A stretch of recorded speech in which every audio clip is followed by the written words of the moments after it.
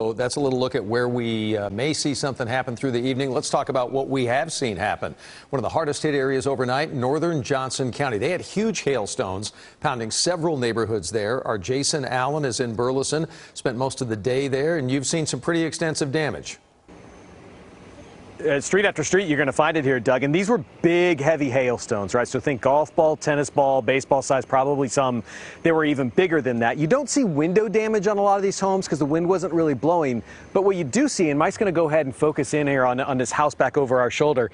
Look at the solar panels on that rooftop that are all just shattered. So that panels, there's heavy roof damage, and there are car windows and windshields all over the neighborhood that had just crumbled. This was the kind of hail that you go out and you gather up and you keep in the freezer because you're not sure people are going to believe you later. That's what Rhonda Brantley did, and these were picked up after they had melted in the rain that followed the hail. Her van had heavy dents and broken windows. A lot of these cars really weren't safe to drive, so people were towing them out of the neighborhood today. Several people told us the biggest hail was the first thing to start hitting the roofs last night, and this was just after the emergency warning sirens went off.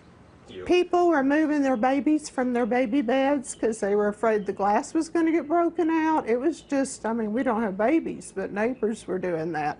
Just all sorts of things going on. People were, I mean, it was scary.